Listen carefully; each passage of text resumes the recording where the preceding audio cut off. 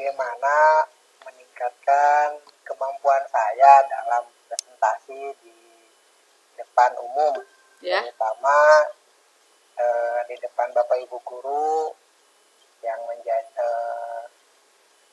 ketika satu forum rapat ataupun diskusi. Jadi saya sering merasa gugup gitu Bu ya. Ya Pak. Tentang itu, gitu ya Bu. Gitu ya Pak. Nah, baik Pak Dery, apa definisi tujuan akhir yang Bapak inginkan nih dari pembicaraan kita kali ini? Saya ingin terampil dalam presentasi dengan penuh percaya diri Bu. Oh, Itu ya yang membuat audiens terkesan dengan pemaparan saya. Jadi selama ini memang saya selalu ketika presentasi maupun berbicara di depan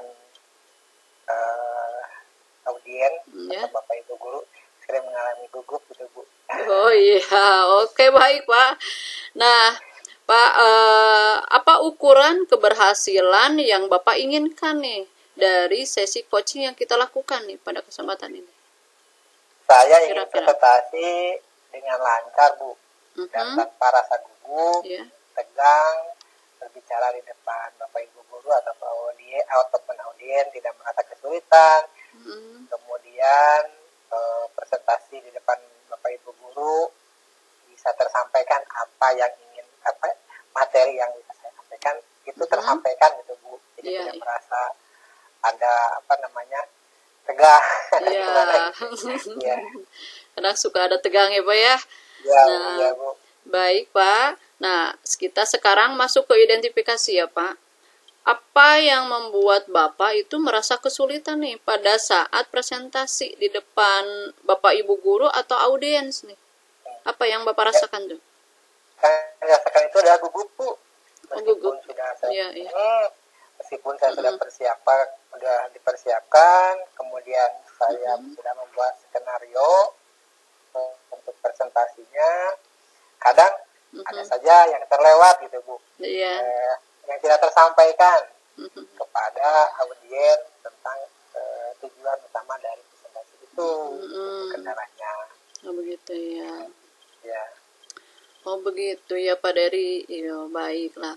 Nah Pak, dari skala 1 sampai 10, di mana kepercayaan diri dalam melakukan presentasi Pak? Kalau diukur skala 1 sampai 10,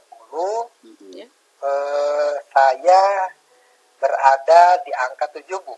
Di angka 7, lumayan ya Pak ya. Dan saya berharap itu melalui coaching ini bisa ada naik level gitu Bu. Ya. Mudah-mudahan ya Pak ya, dengan dengan coaching ini apa yang Bapak harapkan bisa tercapai ya Pak ya.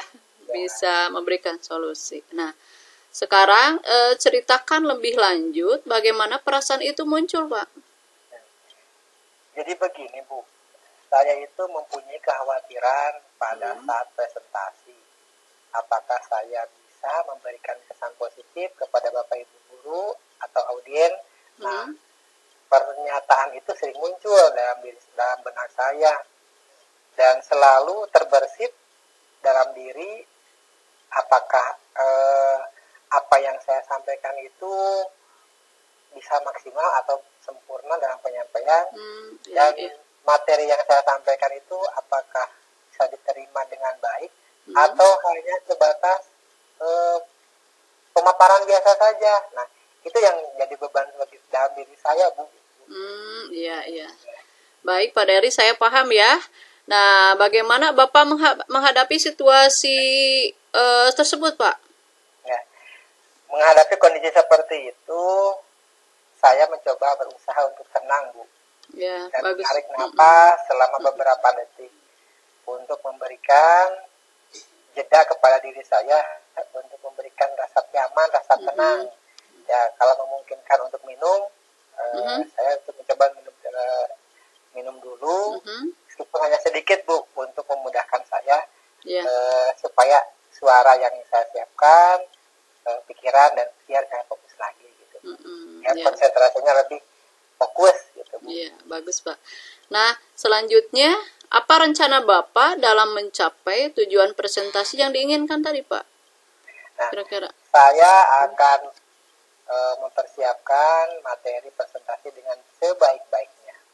Kemudian saya juga akan membuat materi semenarik mungkin sehingga Bapak Ibu guru ataupun audien tertarik ketika mendengar, menyimak presentasi dari saya. Nah, selain itu saya juga akan memfokuskan pikiran saya terhadap presentasi yang ketika saya sampaikan. Yang paling utama itu adalah latihan di depan cermin, Bu. Depan cermin ya. Saya juga akan berdiskusi di depan cermin, dan yang paling utama saya akan meminta feedback dari mentor dan rekan sejawat. Itu begitu ya. Jadi itu yang saya sampaikan. Sering ya Pak latihan depan cermin, berarti ya bagus atau itu ya. Nah, bagus ya Pak Dery, itu percobaannya patut terus dilakukan ya supaya nanti lebih fokus, lebih konsentrasinya baik ya. Nah, adakah prioritas yang Pak Dery miliki dalam rencana aksi yang akan Pak Dery lakukan nanti? Untuk prioritas, saya akan mempersiapkan materi dengan maksimal, Bu. Kemudian salah satu upayanya yaitu latihan presentasi di depan cermin. Tadi saya sampaikan, jadi yang paling utama bagaimana saya berbicara di depan cermin, ngobrol sendiri gitu, Bu. Ngobrol sendiri ya Pak. Tidak apa-apa Pak, kalau itu kebaikan ya nggak apa-apa, latihan bagus itu. Karena saya yakin bahwa fondasi yang kuat dalam materi presentasi dan di depan audien itu adalah berbicara. Ketika kita sudah berbicara dengan baik, materi yang disajikan yang nantinya bisa mengatasi rasa gugup, Bu. Betul. Rasa gugup, kemudian juga kepercayaan diri saya ini ketika di hadapan audien biasanya kan ada ketegangan, pegang mic yang biasa enggak gitu kan. Nah, ini akan menjadi timbul ketika fokus itu muncul setelah kita sudah terbiasa berbicara. Nah, itu Bu. Iya, bisa karena terbiasa ya Pak. Ya, kalau terus dilatih pasti insya Allah bagus ya. Nah, selanjutnya strategi apa yang akan Bapak lakukan atau gunakan dalam mencapai presentasi tadi Pak? Ya, selanjutnya yang menjadi acuan itu adalah mencari referensi materi, Bu, yang sesuai. Nah, karena tidak sedikit karena kurangnya persiapan, pematangan materi, mempersiapkan slide presentasi yang kurang menarik, itu bisa mempengaruhi juga mungkin Bu audien, sehingga fokus audien kurang kepada yang mempresentasikan. Kemudian juga saya akan berlatih mengenai gestur tubuh, Bu. Karena memang dibutuhkan gestur tubuh itu saat presentasi biar saya merasa rileks tampil di depan audien. Nah, yang pastinya nanti saya juga akan paling utama tetap akan meminta feedback konstruktif dari rekan sejawat, dari mentor untuk memperbaiki presentasi saya gitu, Bu. Iya, langkah yang sangat baik ya Pak. Apa yang Bapak utarakan tadi sangat baik. Nah, rencana aksi yang terstruktur, fokus, dan detail yang bisa membantu Pak Dery nih dalam presentasi sehingga lebih efektif. Nah, bagaimana tindak lanjut dari rencana Pak Dery tadi? Dan sekarang, mari kita tahap tanggung jawab ya Pak. Apa komitmen Pak Dery terhadap rencana aksi yang sudah Bapak buat? Baik Bu. Jadi saya sudah berkomitmen untuk mempersiapkan materi presentasi dengan baik.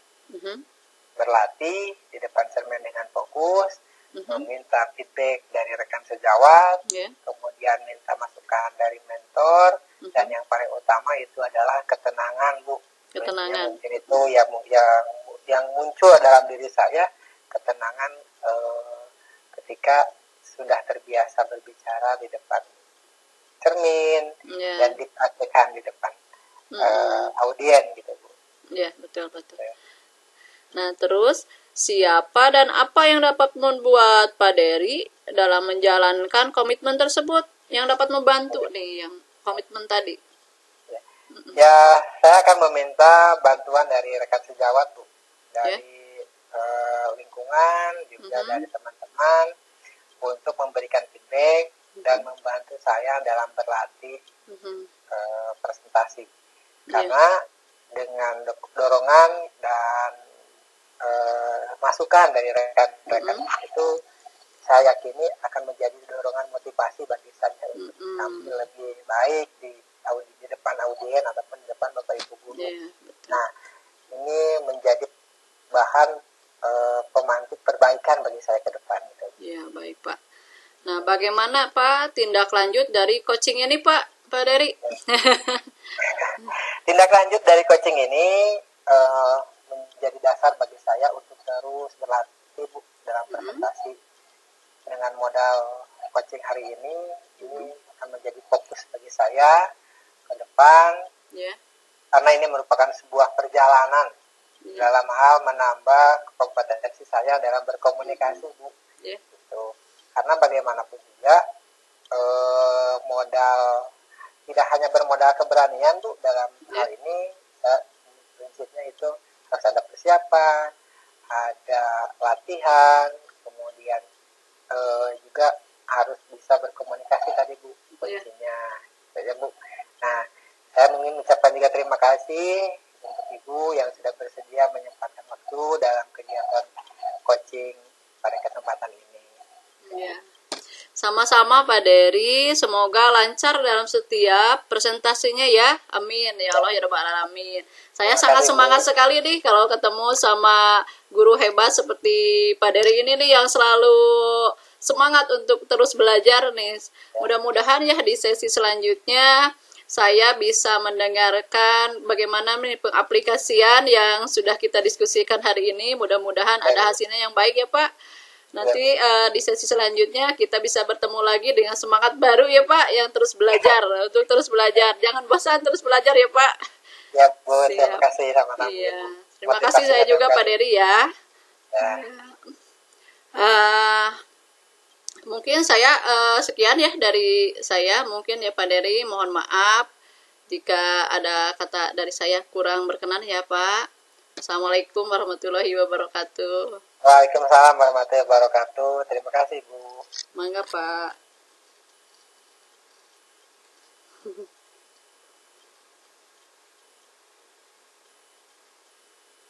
Pas ya, Pak. Oke, orang cobian di sana, Bu Pangawi. Mudah-mudahan masa ya. Iya. Mudah-mudahan saya.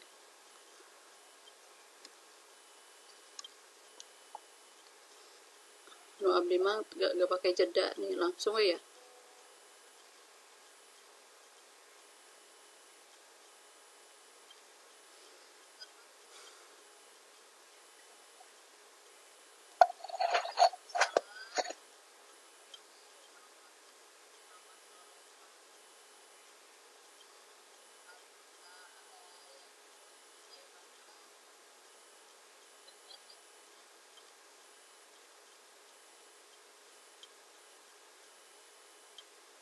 Gimana Pak? Bagus? Bagus Bu, cuman ada pelan suaranya. Suara Abdina? Suara Abdi. Oh, hanya. Ya, ibu mah saya bersih. Anu ibu mah di ibu saya Bu. Ku abdi iya di sepela tanap dipotong hela tanap lanjut.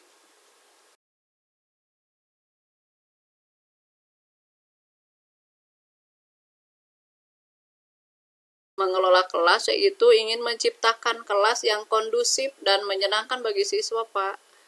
Itu. Ya.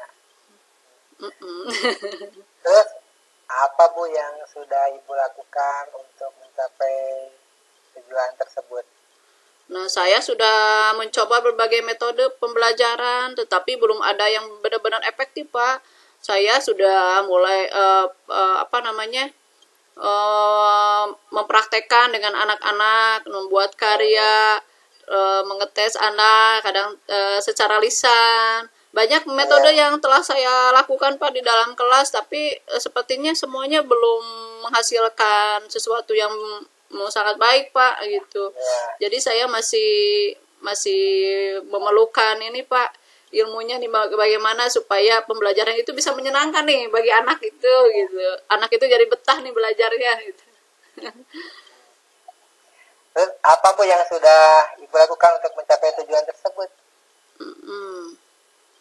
Saya masih kesulitan untuk mengendalikan siswa yang suka berbicara nih Pak saat pelajaran berlangsung. Jadi anak-anak itu masih suka gaduh nih Pak. Saat saya mengajar itu, anak-anak itu masih suka kayak tidak mendengarkan gitu. Masih ngobrol sendiri, masih asik sendiri. Saya kebingung kenapa kok anak-anak seperti ini, kayaknya tidak menyenangkan nih saya itu ngajarnya gitu. Harus bagaimana ini saya bingung gitu Pak. Ya, melihat dengan kondisi itu, ya dengan anak-anak yang memang ya belum bisa maksimal ya Bu ya. Ya. Apa yang menjadi kebutuhan untuk mencapai tujuan tersebut Bu? Kebutuhan Ibu gitu Bu. Nah, kebutuhan saya itu saya membutuhkan strategi untuk mengkondisikan siswa yang suka berbicara saat pelajaran berlangsung. Jadi bagaimana nih saya menerapkan sebuah strategi nih agar anak itu mau belajar mendengarkan gitu, atau minimal mendengarkan ya kondusif lah si kelas itu saat saya menyampaikan, atau anak-anak memberikan feedback saat pembelajaran gitu, itu berlangsung dengan secara efektif dan kondusif begitu Pak. Ya. Kalau Ibu ya. Iya. Nah, kalau melihat Ya. dengan skala Bu. Ya. Skala 1 sampai 10 dalam melaksanakan metode atau strategi pembelajaran. Ya. Kondisi sekarang Ibu berada di level berapa Bu? Kalau skalanya 1 sampai 10. Ya. Saya pikir sekarang dalam kondisi ini saya berada di level 6 deh Pak kayaknya. Di level 6 ini ya. Pasca coaching ini bisa naik ya Bu ya. Ya, mudah-mudahan ya Pak. Nah, tadi ya Ibu berada di level 6 ya Bu. Ya. Nah, sebenarnya Ibu yang diinginkan oleh Ibu itu setelah mengikuti kegiatan coaching ini berada di level berapa Bu? Saya inginnya setelah melaksanakan coaching ini naiklah Pak ke level 8 gitu. Pak, iya.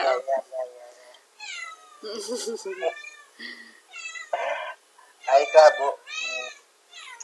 Mari kita bahas strategi untuk mengkondisikan siswa saat berbicara secara langsung ya Bu ya dalam proses pembelajaran. Pertama, kita yang perlu ketahui adalah memahami penyebab siswa. Nah, penyebab siswa yang suka berbicara itu pertama dilihat dulu Bu ketika saat pembelajaran berlangsung. Nah, apakah karena mereka tidak memahami materi yang Ibu sampaikan, atau mereka itu jenuh, bosan, ya Bu. Nah, atau apakah karena mereka ingin menarik perhatian dengan melakukan hal seperti itu, mereka misalkan cari perhatian dari Ibu gitu. Itu Bu. Kalau saya pikir kalau memperhatikan mereka sepertinya tidak memahami materi pelajaran Pak. Sehingga mereka gaduh karena mungkin belum paham juga ya Pak terhadap materi yang saya sampaikan mungkin. Jadi mereka daripada tidak mengerti ya asik ngobrol sendiri begitu. Sepertinya begitu Pak. Ya, Bu. Ya. Kalau melihat dari kasus tersebut, jadi kita perlu memberikan penjelasan yang lebih jelas dan menarik ya Bu pada siswa. Jadi kita bisa menggunakan metode pembelajaran yang lebih bervariasi agar siswa tidak bosan. Misalkan dengan ice breaking ya Bu ya. Pernah mencobanya Ibu? Pernah, tapi ya begitu kurang ini mungkin ya Pak ice breakingnya. Nanti saya akan coba lagi yang lebih ini ya Pak, lebih menantang ini. Ya, menarik buat anak gitu. Selain itu, kita juga perlu memberikan penguatan positif Bu kepada siswa. Ya. yang tidak berbicara, misalkan kita bisa memberikan pujian, memberikan reward atau penghargaan Ya. kepada siswa yang diam dan mendengarkan pelajaran. Ya, Bu. Ya, Pak. Ya, Pak. Saya, Pak, akan mencoba melakukan saran yang Bapak barusan sampaikan kepada saya ya. Dengan tadi seperti apa, memberikan ice breaking mungkin yang lebih menarik gitu ya, dengan strategi yang bervariatif. Insya Allah, Pak, nanti saya akan coba untuk melaksanakannya di dalam kelas, Pak. Mudah-mudahan ya, Pak, bisa ini pembelajaran bisa lebih menyenangkan dan kondusif begitu. Selanjutnya Bu Siti, ini apakah Ibu sudah memiliki gambaran, Bu, berkenaan tentang dengan strategi yang akan Ibu lakukan gitu, Bu? Strateginya seperti apa gitu, Bu? Ya, Pak, saya sudah memiliki gambarannya, Pak. Sudah ada ya gambarannya. Untuk tadi seperti yang Bapak sampaikan, bahwa pembelajarannya itu harus lebih bervariatif, melakukan ice breaking yang lebih menarik, yang disesuaikan mungkin ya dengan usia anak yang saya didik juga. Mungkin yang kemarin-kemarin saya melakukan ice breakingnya lebih kayak anaknya sudah biasa, sudah bosan melakukannya, udah sering. Nah, mungkin saya akan mencari lagi yang lebih menarik lagi buat anak gitu, dengan strategi pembelajaran yang baru juga, yang lebih yang disesuaikan mungkin dengan pembelajaran, dan anak-anak juga bisa paham ya, Pak, terhadap materi yang saya sampaikan, sehingga tidak terjadi gaduh lagi seperti yang sudah-sudah. Mungkin kalau materinya sudah mereka pahami, mereka akan lebih siap belajar dengan yang lebih kondusif lagi, Pak. Ya. Baik, Ibu. Nah, untuk hari ini barangkali Ibu ada apa yang namanya implementasi strategi tersebut yang bisa diberitahukan hasilnya kepada saya nanti ya, Bu, di pertemuan berikutnya. Iya, Pak. Ya, terima kasih, Pak. Saya akan mencoba melakukannya ya, Pak. Nanti kita di sesi selanjutnya bisa ngobrol lagi ya, Pak, untuk menyampaikan perkembangannya, apa yang saya praktekkan dengan anak-anak. Terima kasih, Ibu. Semoga coaching kita kali ini bisa bermanfaat. Selamat jumpa kembali di sesi selanjutnya. Tetap semangat untuk belajar, dan saya berharap nanti di coaching yang akan datang sudah ada informasi yang atau perkembangan level yang bisa tadi yang saya sampaikan di awal ya, Bu ya. Ya, Pak. Dan mohon maaf apabila selama tadi coaching dengan saya ada hal yang kurang berkenan, ada kata yang kurang pas, saya sampaikan. Sekali lagi terima kasih, mohon maaf ya, Bu ya. Ya, Pak, coaching kali ini sangat bermanfaat nih, ilmunya sangat banyak ya, Pak, yang saya dapatkan. Apa yang Bapak sampaikan tadi begitu banyak manfaatnya, membuka pikiran saya nih, saya harus berbuat apa. Banyak sekali ide-ide baru yang saya dapatkan setelah melakukan coaching ini. Sekali lagi saya ucapkan terima kasih, dan saya juga berharap secepatnya di sesi selanjutnya bisa, setelah saya mengimplementasikan yang tadi, saya bisa berbincang lagi dengan Bapak nih, menyampaikan dengan situasi yang baru mungkin anak-anak ya, Pak. Bapak terima kasih ya, Pak. Sama Ibu. Ya.